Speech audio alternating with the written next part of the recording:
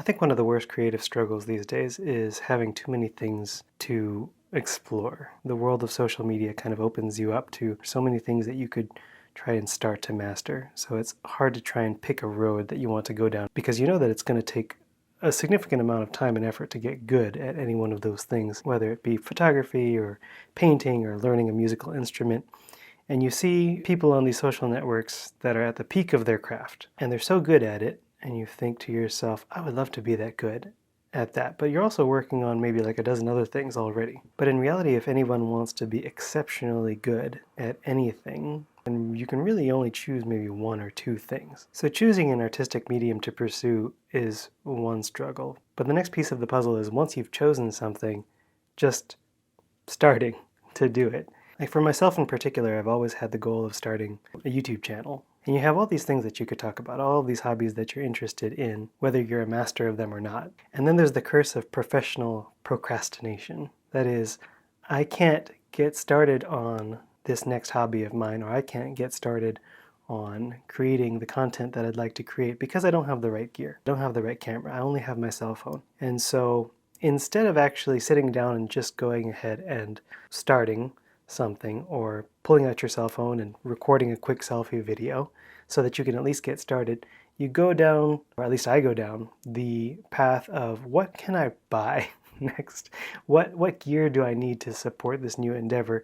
And of course, if you're choosing like a camera, then it's like, okay, well, which of these cameras is going to be the best in this situation? Now you have like 3 or 4 cameras in your basket and you're spending each day researching these cameras and which one that you're going to use for your YouTube career that you have not even started yet, because it's easier to shop and make comparisons for products or gear that you supposedly need than to actually do the work, than to actually get started and just post something. So that happens to me a lot. And I feel like where that comes from is just fear.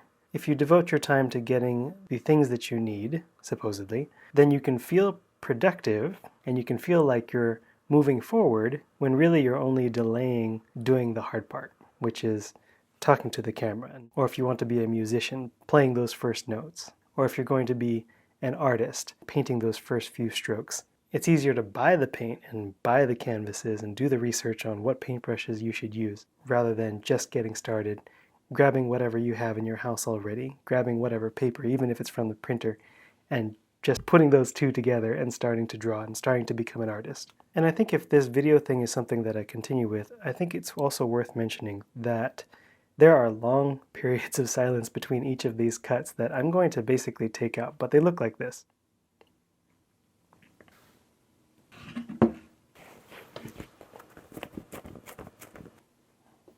My face feels fat.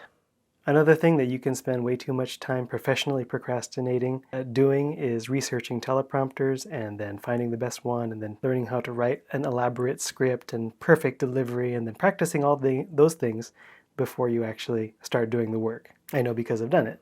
But when you script something, it never really feels the same as when you're just talking from your experience, when you're just talking from your heart. So that's it. I guess I'd say that this is more of a video for myself than anybody else.